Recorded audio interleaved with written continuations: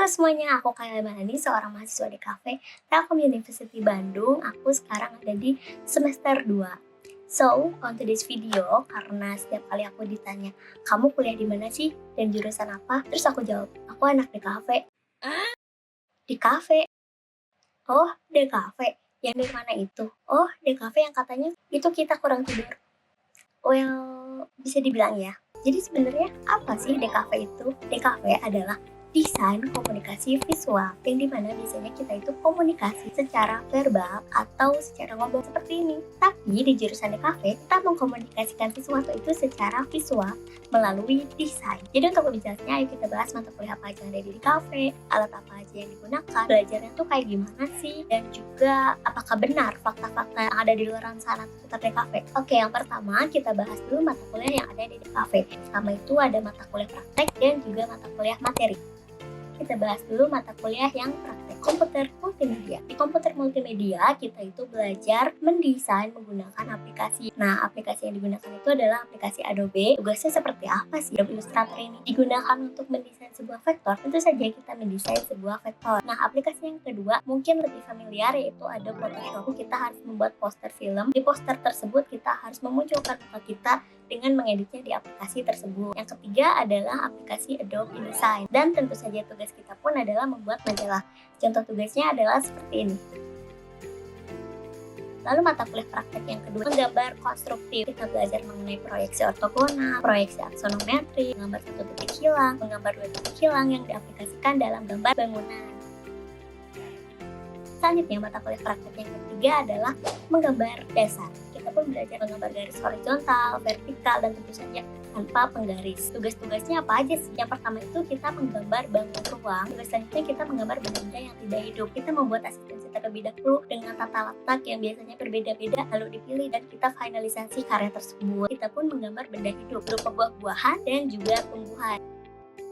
Oke, mata kuliah praktek yang terakhir ini adalah nirmana atau rupa dasar yang sebenarnya menghantui orang-orang ya. Jadi di mata kuliah nirmana ini sistemnya kita membuat pola yang berbeda-beda, 5 asistensi, lalu diasistensikan dan dipilih satu dari kalimat tersebut untuk dijadikan finalisasi. Tugasnya ada 4. Yang pertama adalah nirmana garis, nirmana bidang, nirmana warna, dan juga nirmana tekstur. Selanjutnya mata kuliah materi pertama ada komunikasi media literasi. Karena seorang desainer biasanya akan bertemu dengan klien, kita harus bisa berkomunikasi bagaimana desain kita ini bisa menarik perhatian mereka. Selanjutnya mata kuliah PSSRD KIK atau pengantar studi seni rupa dan desain. Di sini tuh kita belajar apa bedanya seni dan desain, sejarah seni dan desain, jenis-jenis seni dan desain, dan semacamnya. Dan tugas di mata kuliah ini tuh adalah biasanya kita membuat makalah. Mata kuliah yang terakhir adalah mata kuliah pengembangan karakter. Jadi di pengembangan karakter ini tuh kurang lebih kalau misalkan di SMA-nya adalah BK, sistem belajarnya itu seperti sosialisasi. Alat yang digunakan untuk mata kuliah materi ini semuanya hampir sama aja, yaitu kertas, pulpen, ataupun kalian bisa menggunakan iPad untuk mencatat. Selain alat-alat yang sudah disebutkan tadi, kalian pun terkadang membutuhkan yang namanya karton duplex dan juga infraboard.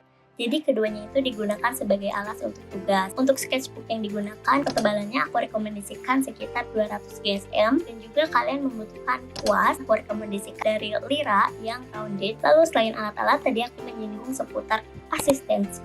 Asistensi itu apa sih sebenarnya? Nah, aku mau menjelaskan asistensi secara simpelnya. Asistensi itu ibaratnya kita bikin sebuah pilihan.